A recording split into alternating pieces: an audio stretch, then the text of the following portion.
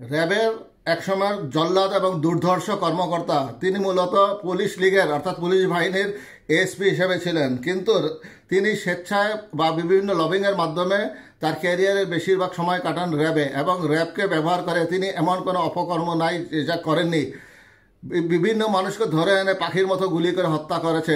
বিশেষ করে নারায়ণগঞ্জে থাকাকালীন তার অপকর্ম চরম সীমায় পৌঁছে গিয়েছিল, এবং সেখানে আপনারা তো জানেন সেখানকার ডন শামীম ওসমানের আনুগত্য যারা পায় তাদের আরও সাহস বেড়ে যায়। তার উপরে এই পুলিশ কর্মকর্তা ছিল অত্যন্ত দুর্ধর্ষ প্রকৃতির। সেই আলেপের বিরুদ্ধে অভিযোগ তিনি একজন বন্দীকে ধরে এনে তার স্ত্রীকে রোজা ভাঙিয়ে ধর্ষণ করেছিল, এবং এটার প্রমাণ পাওয়া গেছে তদন্ত প্রতিবেদনে। বরিশাল রেঞ্জের সাবেক অতিরিক্ত পুলিশ সুপার আলেপ উদ্দিনের বিরুদ্ধে এক আসামিকে গুম করে বন্দী রাখা অবস্থায় তার বিশ্ববিদ্যালয়ে পড়ুয়া স্ত্রীকে ভয় দেখিয়ে রোজা ভাঙিয়ে ধর্ষণ করার প্রমাণ পেয়েছেন প্রসিকিউশন।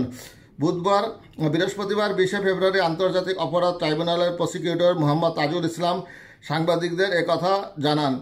8 জুলাই আগস্ট গণহত্যা ও মানবতা বিরোধী অপরাধের মামলায় সাবেক পুলিশ মহাপরিদর্শক আইজিপি চৌধুরী আবদুল্লাহ আল মামুন, এনটিএমসির সাবেক মহাপরিচালক জিয়াউল আহসান সহ 8 পুলিশ কর্মকর্তাকে ট্রাইব্যুনালে হাজির করা হয়। সাবেক পুলিশ সুপার মহিউদ্দিন ফারুকি ও বরিশাল রেঞ্জের সাবেক অতিরিক্ত পুলিশ সুপার আলেপ উদ্দিনকে হাজির করা হয়। 8 পুলিশ কর্মকর্তার মামলা 28 এপ্রিলের মধ্যে এবং আলেপ উদ্দিন ও মহিউদ্দিন ফারুকের মামলা 28 মের মধ্যে শেষ করতে নির্দেশ দেন ট্রাইব্যুনাল। শুনানির শেষে তাজুল ইসলাম বলেন, আজ ট্রাইব্যুনালের কার্যতালিকা প্রথমে ছিল পুলিশ অফিসারদের বিরুদ্ধে। সাবেক পুলিশ প্রধান আইজিপি চৌধুরী আবদুল্লাহ আল মামুন সহ 23 জন আসামিকে হাজির করার নির্দেশ দেওয়া হয়েছিল। সেই তালিকায় 8 জন গ্রেপ্তার হওয়া ব্যক্তিদের হাজির করা হয়েছিল ট্রাইব্যুনালে। চৌধুরী আবদুল্লাহ আল মামুনকে জিজ্ঞাসাবাদের প্রার্থনা করা হয়। আদালত 23 ফেব্রুয়ারি তাকে জিজ্ঞাসাবাদের অনুমতি দেন। 8 পুলিশ কর্মকর্তা তদন্ত 2 মাসের মধ্যে শেষ করার নির্দেশ দেন আদালত। আগামী 28 এপ্রিল পরবর্তী তারিখ ধার্য করা হয়েছে। আলেপ উদ্দিন ও মহিউদ্দিন ফারুকের মামলার তদন্ত 28 মের মধ্যে শেষ করতে নির্দেশ দেন ট্রাইব্যুনাল। পরে মহিউদ্দিন ফারুকের বিষয়ে তাজুল ইসলাম বলেন, তিনি অসংখ্য মানুষকে গুম করার সঙ্গে জড়িত। গুমের শিকার ভিকটিমদের তার অফিসে এবং আয়না ঘরে নির্যাতন সেলে অমানবিক নিষ্ঠুরতম পন্থায় নির্যাতন করতেন। নির্যাতন করার ব্যাপারে তিনি একজন মাস্টার মাইন্ড ছিলেন, এবং তিনি এই কারণে হাসিনা কর্তৃক পুরস্কৃত হয়েছিলেন।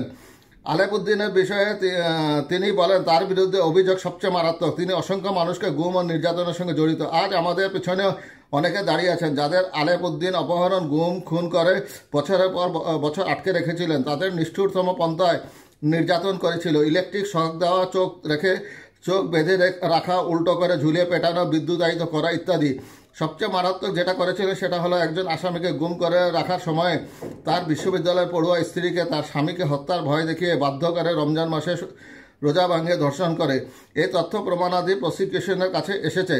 এরকম নিষ্ঠুর ও জঘন্যতম অপরাধী যারা, তাদের তদন্ত কাজ পরিচালনা করতে সময় লাগবে। বিসিএস পুলিশের 31 বছর আলেপ উদ্দিন 5 আগস্ট আওয়ামী লীগ সরকার পতনের আগে পুলিশের বিশেষ শাখায় কর্মরত ছিলেন। এর আগে তিনি র্যাবের গোয়েন্দা বিভাগ ও র্যাব 11-এ কর্মরত ছিলেন। সরকার পতনের পর থেকে বরিশাল রেঞ্জ ডিআইজি কার্যালয়ে কর্মরত ছিলেন তিনি। পরে ডিবি পরিচয়ে তাকে আটকের 2 দিন পর গত 14 নভেম্বর যাত্রাবাড়ি থানায় দায়ের করা হত্যা মামলায় গ্রেপ্তার দেখানো হয়। এরপরই সামাজিক যোগাযোগ মাধ্যমে আলোচনায় আসে এই আলেপ উদ্দিন।